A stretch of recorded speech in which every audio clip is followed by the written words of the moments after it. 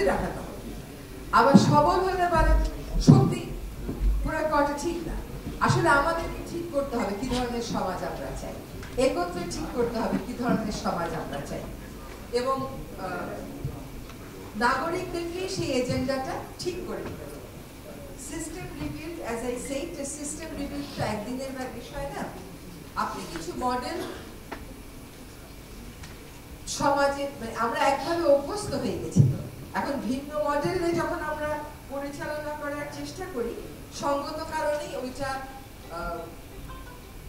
বুঝাতে ওই মডেলটা আমাদেরকে কষ্ট করতে হয়। কিন্তু আসলে হোয়াট উই ওয়ান্ট, এটা আমাদেরকে একটু নিজেদেরকে একসাথে বসে চিন্তা করতে হবে। বাংলাদেশের পলিসির তেমন অভাব নেই, বিস্তর পলিসি আছে। কোনো কোনো ক্ষেত্রে পলিসিগুলো আপডেটিং এর দরকার, কিন্তু বাস্তবায়নের দিকে আসলে আমরা কেউ কখনো মনোযোগী হই না। যদি মনোযোগী হতে চাই, তখন দেশের সার্বিক আইন শৃঙ্খলা পরিস্থিতির সাথে সামঞ্জস্য রেখে আপনাকে আপনার কাজে নামতে হবে। আমি এখানে আমাদের একটা উদ্যোগের কথা একটু আপনাদেরকে জানাই। সাস্টেইনেবিলিটি ছোটবেলা থেকে আমাদের মধ্যে এখন আর ইনবিল্ট নেই, আগে ছিল, আগের জেনারেশনে ছিল। ইউনিসেফ আমাদের সাথে একটা কাজ শুরু করেছে মন্ত্রণালয়ের সাথে, সেখানে 24 ঘন্টায় একটা বাচ্চা কি করে তার পরিবেশকে প্রভাবিত করে এবং 24 ঘন্টায় পরিবেশ কি করে একটা বাচ্চাকে প্রভাবিত করে, এইটা নিয়ে একটা ডকুমেন্টারি করে আমরা বিভিন্ন স্কুল কলেজে এটা সম্পর্কে জানাতে চাই। যেমন শব্দ দূষণের কথাই বলেন, সকলেই বলবে হর্ন তো বন্ধ হলো না। আপনি যদি হর্নটা বন্ধ না করেন, তাহলে হর্নটা বন্ধ হবে কেমন করে? এটা তো একটা অভ্যাসের ব্যাপার, এটা একটা ক্ষমতার ব্যাপার যে গাড়ি চালায় তার জন্য। এখন আপনি আমাকে বলবেন যে রিক্সা চললে হর্ন বাজাতেই হবে, তাছাড়া উপায় নেই। তাহলে বলেন তো হাইওয়েতে হর্ন বাজান কেন, সেখানে তো রিক্সা চলে না। তাহলে বলেন তো সংসদ ভবনের সামনে হর্ন বাজান কেন, সেখানে তো রিক্সা চলে না। তাহলে বলেন তো বিমানবন্দরের সামনে হর্ন বাজান কেন, সেখানে তো রিক্সা চলে না। এইটা আসলে অভ্যাসের ব্যাপার। এবং আমি যখন বলেছিলাম যে হর্নটা আপনার গাড়িতে উঠে বলে দেন আর হর্ন বাজাবে না, তখন যে রেজিস্ট্যান্সটা আসবে, আপনার চালককে বলবে যে তুমি মনে করো তোমার গাড়ির হর্নটা নষ্ট। মাঝে মধ্যে এরকম হয় না, হর্নটা নষ্ট হয়ে যায়, চালিয়ে তো আমরা ঠিকই বাসায় ফেরোচ্ছি। এবং আমাকে কয়েকজন বলেছে যে আপা আপনার এই কথা শোনার পরে হর্ন বাজানোটা বন্ধ করেছি এবং দেখেছি ঠিকই সময় মতো বাসায় যাওয়া যায় বা অফিসে যাওয়া যায়। এবার হর্ন বাজানো যায়নি বলে সময় মতো কোথাও যাওয়া যায়নি, এটা কিন্তু ঠিক কথা না।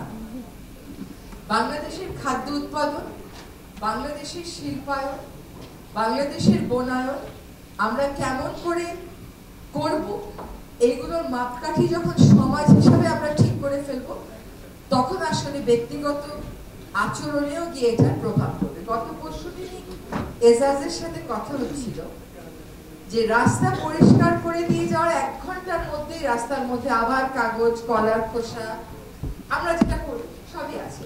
তাইলে এখন কিভাবে এই অভ্যাসের পরিবর্তন? এই অভ্যাসের পরিবর্তন হচ্ছে জনগণকে সচেতন করার একটা মাধ্যম হচ্ছে আইনের প্রয়োগ। তো আমি নিশ্চিত এজাজ ভাবছে যে একটা কর্মসূচির কথা ভাবছে যে এটাকে কেমন করে মানুষকে লিটারিং এর অভ্যাস থেকে ফেরত আনা হবে। তবে লিটারিং এর অভ্যাসের থেকে অনেক বড় বড় ডিপ রুটেড প্রবলেম আমাদের আছে, আমাদের যে কোনো, বিশেষ করে গভর্নেন্সের ক্ষেত্রে, সেগুলোকে আমরা অ্যাড্রেস করার চেষ্টা করছি। আমি আবার একটু ধন্যবাদ জানাতে চাই সিগার। আপনারা প্রায়ই দেখেন সোনাদিয়া দ্বীপে গাছের মধ্যে আগুন লাগিয়ে বন ধ্বংস করে চিংড়ি চাষ করা। এই সোনাদিয়া দ্বীপ, এটা মানুষকে সাইক্লোন থেকে বাঁচাবে, এটা ইকোলজিক্যালি ক্রিটিক্যাল এরিয়া, এটা প্রোটেক্টেড ফরেস্ট ডিক্লেয়ার, সেটা হঠাৎ করে বেসাকে দিয়ে দেওয়া হলো কেন? তারা একটা ইকোনমিক জোন করবে। তারপরে আমাদের সরকার দায়িত্ব নেওয়ার পরে বেজার সহায়তায় আমরা কিন্তু সোনাদিয়া দ্বীপকে বন হিসাবে আবার ফেরত এনেছি। কিন্তু এই যে বনের মধ্যে আগুন লাগিয়ে লাগিয়ে চিংড়ি চাষ করা, এখন আমাদেরকে ল এনফোর্সমেন্টে যেতে হবে এবং যেই পরিমাণ বাঁধ ওই বনে দেয়া হয়েছে শুধুমাত্র চিংড়ি চাষ করার জন্য, আপনারা শুনলে অবাক হবেন ওই বাঁধগুলো অপসারণ করতে কি পরিমাণ টাকা আমাদেরকে ব্যয় করতে হবে। তো এই যে সাস্টেইনেবিলিটির কথা আমরা বলি, আমি এসে বললাম যে চকরিয়া সুন্দরবনটাকে কি ফেরত আনা যায়? চকরিয়া সুন্দরবনে 20,000 একর বনভূমি, 1 একরও বনভূমি বন বিভাগের দখলে নেই। কিছু তো প্রাতিষ্ঠানিক আয়োজনে দিয়ে দেওয়া হয়েছে চিংড়ি চাষ করবার জন্য, যেটুকুন দিয়ে দেওয়া হয়নি তার 1 একর জায়গাও কিন্তু বন বিভাগের দখলে নেই। এখন আমি খুব চাই ওখানে বনায়ন আবার করতে, আমাকে বুদ্ধি দেয় যে কি করে করা সম্ভব। আমার তো ল এনফোর্সমেন্ট লাগবে, অবৈধ দখলদারকে ওখান থেকে উচ্ছেদ করতে হবে। তবে এটা কিন্তু মেইনল্যান্ড না, এটা একটা বিশেষ যাত্রা করে আপনাকে যেতে হবে, যে ওইখানে ওই অবৈধ দখল উচ্ছেদ করে বনায়নের কাজ শুরু করতে হবে। আমার হাতে কিন্তু সর্বসাকুল্যের সময় মাত্র 1 বছর, তারপরেও দেখি প্রক্রিয়াটা শুরু করা যায় কিনা। সো আমাদের নিজেদেরকেও চিন্তা করতে হবে, লাইফস্টাইলটা আমাদেরকে চেঞ্জ করতে হবে। আমরা যারা নাগরিক আছি, লাইফস্টাইলটা আমাদেরকে চেঞ্জ করতে হবে। আলট্রা ক্যাপিটালিজমের মুখোমুখি দাঁড়িয়ে ওভার কনজাম্পশনের যুগে সাস্টেইনেবিলিটির নোশনটা পেতে হলে কিন্তু জাতি হিসাবে আপনাকে ভুটানের মতন চিন্তা করতে হবে। সেটা করতে আপনারা প্রস্তুত আছেন কিনা, আমরা প্রস্তুত আছি কিনা, এগুলো আমাদেরকে চিন্তা করতে হবে। এই যে পেস্টিসাইডের কথা বললাম, সয়েল রিসার্চ এন্ড ডেভেলপমেন্ট সরকারি একটা প্রতিষ্ঠান, তারা বলেছে বাংলাদেশের 78% জমি বিষাক্ত। 78% জমি, এটার যে অর্গানিক কন্টেন্ট এটা নষ্ট হয়ে গেছে। এগুলো একদিনের ব্যাপার না, 1 বছরের ব্যাপার না, কিন্তু খাদ্য নিরাপত্তা, নিরাপদ খাদ্য, নিরাপদ বাতাস, নিরাপদ পানি, এই 3টা জায়গাতে আমরা যত উন্নয়ন করি না কেন, যত ইনভেস্ট করি না কেন, আমি মনে করি এই 3টা জায়গায় পলিসি রিথিঙ্ক করার দরকার।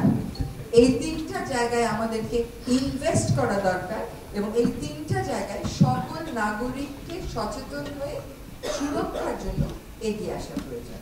এই সাস্টেইনেবিলিটি কনক্লেভ সফল হোক,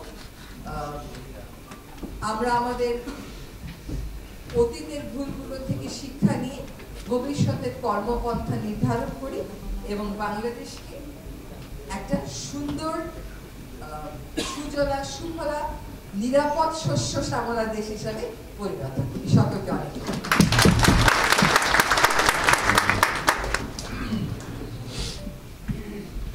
Thank you, Honorable Advisor. Now, I would like to call our session chair, finally.